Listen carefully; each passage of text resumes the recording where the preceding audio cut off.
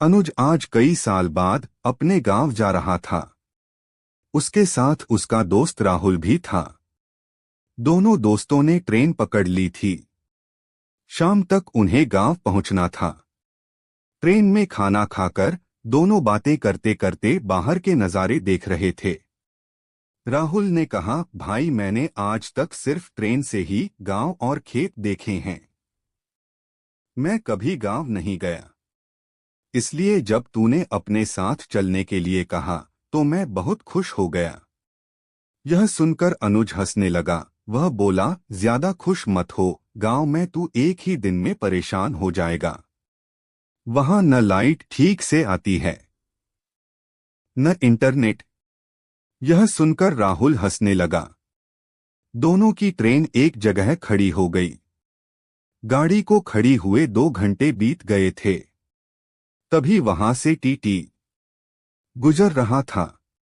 पूछने पर उसने बताया कि आगे पटरी खराब है, काम चल रहा है। ट्रेन कम से कम 6 घंटे लेट हो जाएगी। ट्रेन में बैठे बैठे ही रात हो गई। दोनों की गाड़ी गांव के पास वाले स्टेशन पर रात को 1 बजे पहुंची। ट्रेन से उतरकर दोनों ने सवारी ढूंढने की कोशिश की, लेकिन उन्हें कोई सवारी नहीं मिली। दोनों ने पैदल ही गांव जाने का फैसला किया। स्टेशन के बाहर एक चाय वाले की दुकान थी। दोनों उसके पास गए।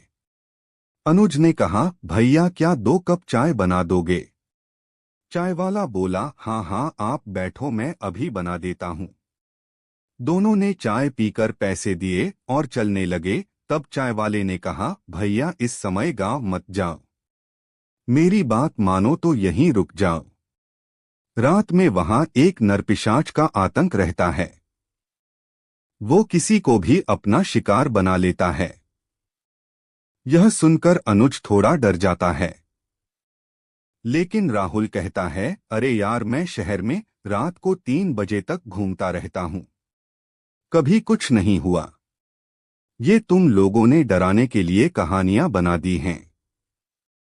राहुल नहीं माना और दोनों चाय वाले की बात को अनसुना करके गांव की ओर चल देते हैं। सड़क से रास्ता लंबा था, इसलिए अनुज राहुल को एक छोटी पगडंडी से लेकर चल देता है। रास्ता शुकरा था, इसलिए अनुज आगे और राहुल उसके पीछे चल रहा था। अनुज बीच बीच में मुड़कर राहुल को देखता और उससे बातें करते करते आगे बढ़ रहा था। राहुल भी उसकी हाँ में हाँ मिला देता था। कुछ देर बाद अनुज को लगा कि राहुल जवाब नहीं दे रहा है। उसने पीछे मुड़कर देखा तो राहुल वहां नहीं था। अनुज बड़बड़ाने लगा, हे भगवान ये कहाँ गया? कहीं इधर उधर तो नहीं चला गया? जरूर पेशाब करने रुक गया होगा। वह धीरे धीरे राहुल को आवाज देने लगा, लेकिन उसे कोई उत्तर नहीं मिला। अब वह तेजी से गांव की ओर चल दिया, जिससे कि किसी को मदद के लिए बुला सके। अभी अनुज कुछ ही दूर चला था कि राहुल ने पीछे से आवाज दी, मुझे छोड़कर चल दिया अनुज, अभी तो मुझे तेरा गांव देखना है। अनुज ने पीछे मुड़कर देखा तो अंधेरे में एक साया दिखाई दिया। वह बोला, अरे राहुल कहाँ चला गया था यार, मैं बहुत डर गया था। राहुल ने कहा, कहीं नहीं, मैं बस यही था, चल गांव चलते हैं। अनुज ने महसूस किया कि राहुल की आवाज कुछ बदल गई है। उसने मुड़कर देखा तो राहुल की आंखें लाल थीं। अनुज ने कहा, ये तुझे क्या हुआ और तेरी आंखें लाल क्यों हो गई हैं? राहुल हंसते हुए बोला, कुछ नहीं, बस थक गया हूं। तू चल जल्दी से। दोनों गांव पहुंचने वाले होते हैं। जैसे ही गांव शुरू होता है, वहां एक कच्चा सा लकड़ी का बड़ा सा दरवाजा था। अनुज उस दरवाजे के पास पहुंचता है। अनुज कहता है, राहुल देख गांव आ गया। राहुल तेजी से चीखने लगता है, तेरी इतनी हिम्मत, तू मुझे फंसाने के लिए लाया है। अब देख मैं तेरा क्या हाल करता हूं। अनुज दरवाजे के दूसरी तरफ खड़ा था। अनुज बोला, राहुल ये तू क्या कह रहा है? रुक, मैं आता हूं तेरे पास। वह आगे बढ़ने लगा। तभी किसी ने उसका हाथ पकड़कर पीछे खींच लिया। सामने गांव के मुखिया गंगा प्रसाद जी खड़े थे। वो बोले, बच गया तू, वरना तू भी मारा जाता। कौन है तू?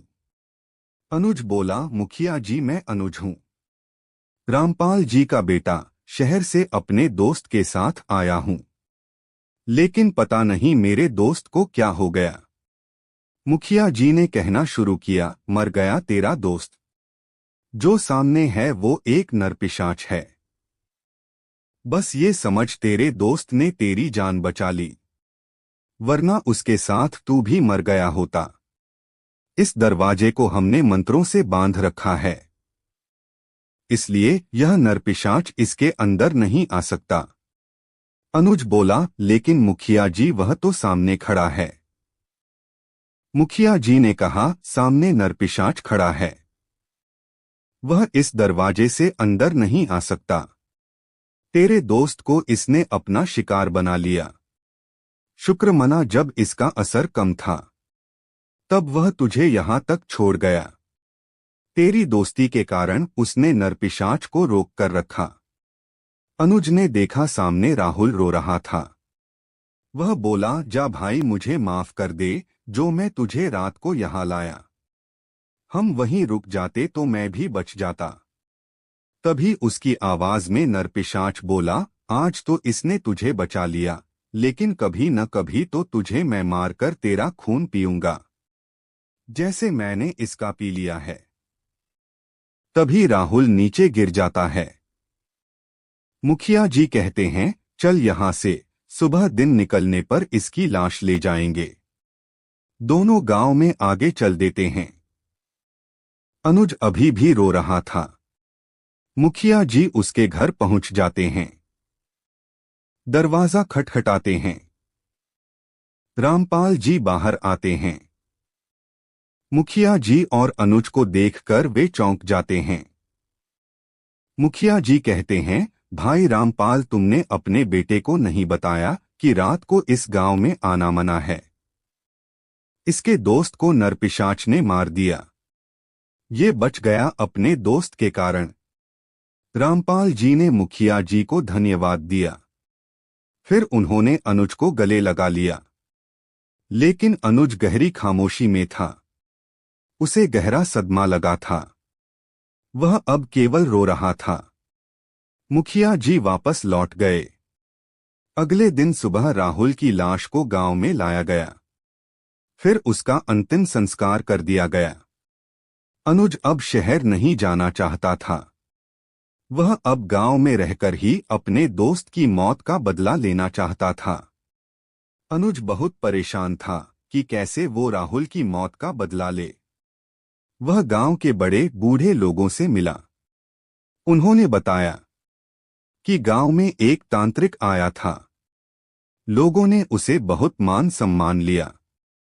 वह गांव वालों से पैसे लेता और टोने टोटकों की मदद से लोगों को उनका किसी से दुश्मनी का बदला लेने में मदद करता। इस तरह पूरा गांव एक दूसरे का दुश्मन बन गया। तब पंचायत ने इस खून खराबे को रोकने के लिए तांत्रिक को गांव से निकालने का फैसला किया। लेकिन उसने सबको बर्बाद करने की चेतावनी दी। इससे गांव वाले उससे बहुत गुस्सा हो गए। उन्होंने एक दिन तांत्रिक को जिंदा जला दिया। तब से वह नरपिशाच बनकर सबका खून पीने की फिराक में रहता है। अनुज बोला, लेकिन इसका कोई समाधान तो होगा। तभी वहां मुखिया जी आ गए। उन्होंने कहा, बेटा, गांव के हर घर ने उस तांत्रिक की वजह से किसी न किसी को खोया है। अगर हमें कोई तांत्रिक ऐसा मिल जाए जो इसे वश में करके इसकी आत्मा को मुक्त करा दे, तभी यह संभव है। अनुज अब ऐसे किसी तांत्रिक को ढूंढने लगा। क्या अनुज तांत्रिक को ढूंढ पाया? क्या तांत्रिक नरपिशाच को मुक्ति दिला पाया? यह जानेंगे कहानी के अगले भाग में।